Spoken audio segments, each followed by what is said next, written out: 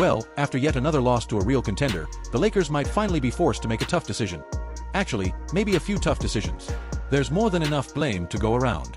You can blame JJ Redick if you want. You can blame the so-called Big Three, if we're even allowed to call them that anymore. Between Luka Doncic, LeBron James, and Austin Reaves, they simply have not looked good together, and honestly, they haven't looked that great individually either lately. On top of that, the bench and supporting cast have been disappointing. Once again, DeAndre Ayton completely disappeared in a big game, finishing with just 4 points, 7 rebounds, and weak defense. Sadly, that has become a bad and repeated pattern for him and honestly for this team over the past few months. And it doesn't stop there. The crazy part is, at one point, they actually had the answer. If you go back to last season, something I've mentioned before, they had the exact type of player who made that lineup work, and they don't have him anymore. That player was Dorian Finney-Smith. And no, not the struggling version of him this year with the Houston Rockets, but the post-trade deadline version of him last season, when he played small ball center and made that lineup function around them. That version worked. This current roster clearly does not. Which means the Lakers might be forced into an uncomfortable decision. And honestly, the only real option left might be to split them up, stagger their minutes, limit how often all three share the floor, and maybe only play them together in crunch time. That would require one of them coming off the bench to start games. And let's be real, the name fans keep bringing up, the one I see mentioned constantly, is Austin Reaves. However, the numbers actually say the complete opposite of what fans are shouting online. If you really look at the data, it actually points to LeBron James as the most logical option to come off the bench. And that sounds crazy, I know. But throughout this entire season, the only truly effective Lakers starting lineup came when LeBron was out with injury. Once he returned, they have not had a single starting lineup that produced a positive net rating. That's not opinion, that's fact. And when Luka Doncic and Austin Reaves share the court without LeBron, the Lakers have actually looked dominant. With just Luka and Austin on the floor, and LeBron off, the team has posted a plus 13.7 net rating, a 123.5 offensive rating, and a 109.9 defensive rating. That's elite-level production. Even more shocking, the starting lineup of Luka, Austin Reaves, DeAndre Ayton, Rui Hachimura, and Marcus Smart has been their best lineup all season. In 11 games and 81 minutes together, they've posted a plus 16 net rating, with a 116.0 offensive rating and a 100.0 defensive rating. That is easily their most effective lineup, especially among groups that have played over 30 minutes together. Meanwhile, when Luka Doncic and LeBron share the floor without Austin Reaves, the team has a negative 3.2 net rating. So if your solution is to bench Austin and start Luka and LeBron together, the numbers clearly show that combination has not worked. Actually, it has struggled badly. Luka and LeBron simply have not been a clean fit so far, while Luka and Austin have been more than solid, they've been great together. And here's another uncomfortable truth. Some of LeBron's most effective lineups this season have come without Luka Doncic and Austin Reaves next to him. When LeBron is on the court, would he even accept that role, or would he be completely against it and mentally check out if it happened? That's something people will argue about non-stop.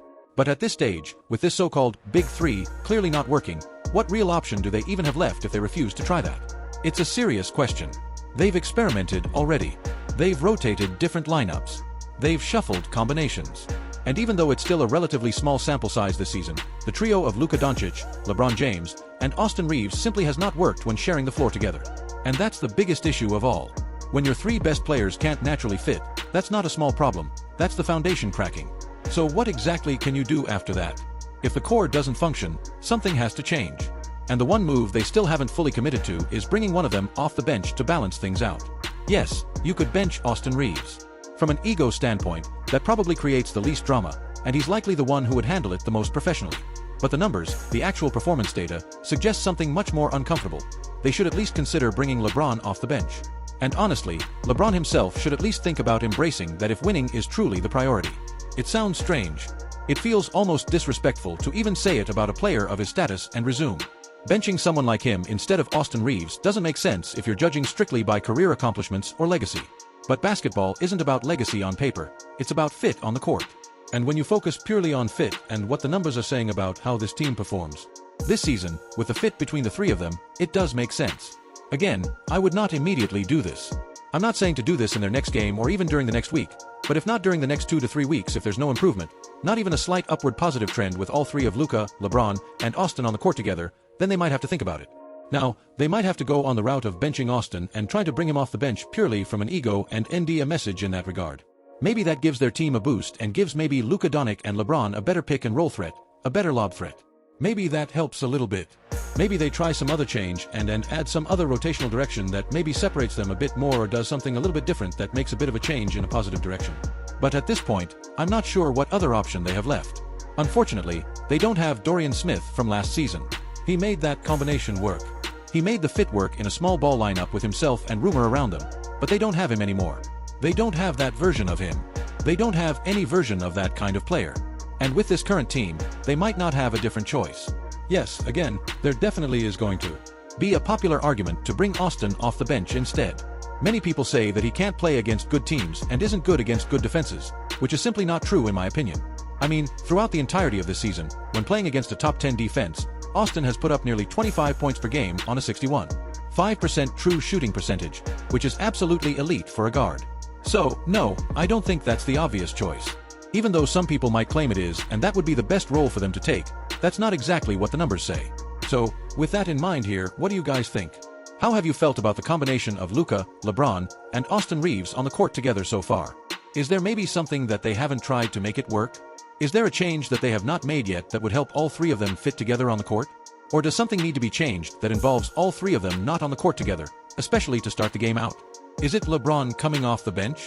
Is it Austin Reaves coming off the bench? Or is it maybe something that I did not talk about during this video?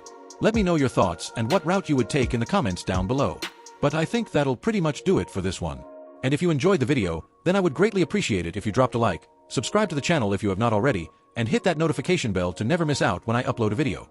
But as always, thank you for watching and have a great day or night.